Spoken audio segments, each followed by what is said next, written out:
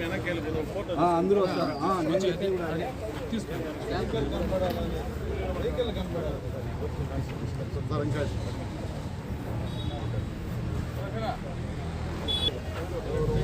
లిమిట్స్లో కొన్ని పందుల దొంగతనం అనేది తరచుగా జరిగినాయి. ఒక 3 కేసులు రిపోర్ట్ అయినాయి గంగవరము, పంజాని ఈ పోలీస్ స్టేషన్స్లో.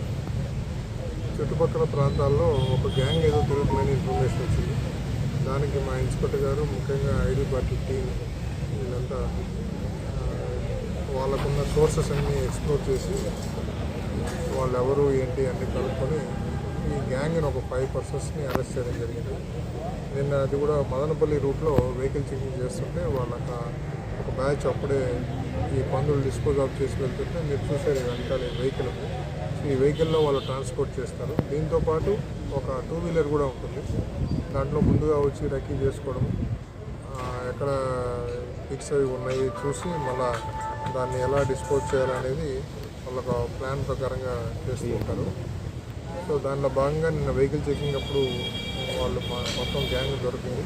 వాళ్ళు అప్పుడే డిస్పోజ్ చేసి సుమారుగా ₹1,00,000 క్యాష్, వాళ్ళు అమ్మేసినటువంటి పందుల గురించి వాళ్ళు క్యాష్ తీసుకుని ఉన్నారు. ఆ క్యాష్తో పరిస్థితి చేశారు.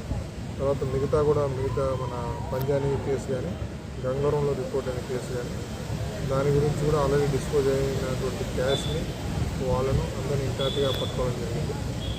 సో గతంలో కానీ రాబోయే రోజుల్లో కానీ ఇలాంటి వాళ్ళు ఎవరన్నా మూమెంట్స్ ఇక్కడ గంగవరం లిమిట్స్ కానీ, పొలంనేరు ఈ సబ్ డివిజన్లో ఎక్కడున్నా వీళ్ళందరి మీద మనం షీట్స్ ఓపెన్ చేస్తున్నాం. స్పెషల్లీ ఎవరైతే మా వాళ్ళంతా దీంట్లో యాక్టివ్గా పనిచేస్తారో ఐడి పార్టీ సిబ్బంది అందరూ కూడా వాళ్ళని ఎస్పీ గారు అప్రిషియేట్ చేశారు.